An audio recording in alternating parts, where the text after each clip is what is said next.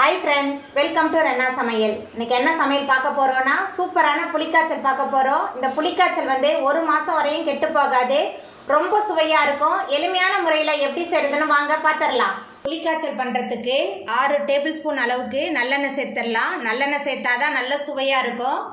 நல்லெண்ணெய் நல்லா சூடாகி வந்துட்டு இப்போ இதில் 1 டேபிள் ஸ்பூன் கடுகு சேர்த்துடலாம். கடுகு பொரிய ஆரம்பிச்சிருச்சு. கொஞ்சமாக உளுத்தம்பருப்பு, கூடவே 3 டேபிள் ஸ்பூன் அளவுக்கு கடலைப்பருப்பு, காஞ்ச மிளகாய் 6 கிள்ளி வச்சுருக்கேன். காஞ்ச மிளகாய் சேர்த்துடலாம். அதுக்கப்புறமா கொஞ்சமாக கருவேப்பிலை எல்லாத்தையும் சேர்த்துட்டு மிதமான தணலில் நல்லா பொரிய விடலாம். இந்த புளிக்காய்ச்சலை ஃப்ரிட்ஜில் 1 மாதம் வரையும் ஸ்டோர் பண்ணி வச்சு சாப்பிட்லாம். ரொம்ப சுவையாக இருக்கும். நல்லெண்ணெயெல்லாம் சேர்த்துருக்கனால கெட்டு போகாது.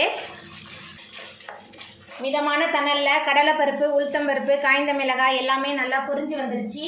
இப்போ இதில் வேர்க்கடலை சேர்த்துக்கலாம். 6 டேபிள் ஸ்பூன் அளவுக்கு வறுத்த வேர்க்கடலை எடுத்திருக்கேன்.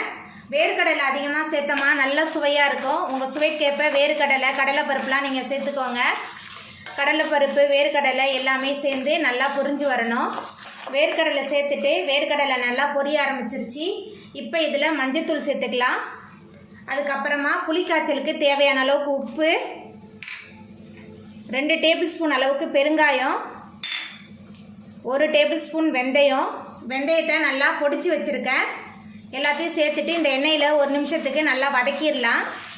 நம்மளோட வீடியோவில் ஏற்கனவே 2-3 விதமான புளிக்காய்ச்சல் இருக்குது. இந்த புளிக்காய்ச்சல் வந்து ரொம்ப ஈஸியாக செஞ்சிடலாம். நல்ல சுவையாகவும் இருக்கும். எல்லாத்தையும் சேர்த்துட்டு நல்லா கலந்து விட்டு வதக்கியாச்சு. இப்போ இதில் பெரிய நெல்லிக்காய் சைஸ் அளவு புளியை தண்ணியில் ஊற வச்சு கரைச்சி வச்சுருக்கேன். அந்த புளி தண்ணி சேர்த்துக்கலாம். புளியை நல்லா திக்காக கரைச்சி வச்சுருக்கேன். புளி தண்ணி சேர்த்துட்டு நல்லா கலந்து விட்டுடலாம்.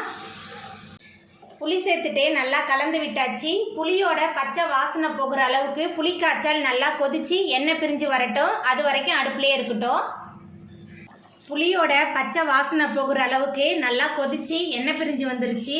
இப்போ இதில் 3 டேபிள் ஸ்பூன் அளவுக்கு கருப்பு எள்ளை வறுத்து பொடிச்சு வச்சுருக்கேன். இப்போ கருப்பு எள் பொடி சேர்த்துடலாம். அதுக்கப்புறமா கொஞ்சமாக வெல்லம் சேர்த்துக்கலாம். நான் நாட்டு சர்க்கரை சேர்க்குறேன். 1 ஸ்பூன் அளவுக்கு சேர்க்குறேன். சேர்த்துட்டு எல்லாத்தையும் நல்லா கலந்து விட்டுடலாம். கருப்பு எள்ளு பொடி, அதுக்கப்புறமா நாட்டு சர்க்கரை சேர்த்துட்டு நல்லா கலந்து விட்டாச்சு. எல்லாமே சேர்ந்து நல்லா கொதிச்சு வரட்டும். நம்ம சேர்த்த எள்ளு பொடி, வெல்லம் எல்லாமே சேர்ந்து நல்லா கொதிச்சு எண்ணெயெல்லாம் பிரிஞ்சு வந்துருச்சு. நம்மளோட புளிக்காய்ச்சல் தொக்கு மாதிரி சூப்பராக ரெடியாகி வந்துட்டு இதை 1 மாதம் வரையும் நம்ம ஸ்டோர் பண்ணி வச்சு சாப்பிட்லாம். இப்போ நம்ம அடுப்பு ஆஃப் பண்ணிடலாம். அவ்வளோதாங்க. எளிமையான முறையில் செய்யக்கூடிய சூப்பரான புளிக்காய்ச்சல் அருமையாக ரெடி ஆகிட்டு. இந்த சுவையான புளிக்காய்ச்சலை நீங்களும் உங்கள் வீட்டில் செஞ்சு பாருங்கள். இந்த வீடியோ உங்களுக்கு பிடிச்சிருந்தா லைக் பண்ணுங்கள், ஷேர் பண்ணுங்கள், கமெண்ட் பண்ணுங்கள், சப்ஸ்கிரைப் பண்ணுங்கள். அப்படியே பக்கத்தில் உள்ள பெல் பட்டனையும் கிளிக் பண்ணிடுங்க. நன்றி.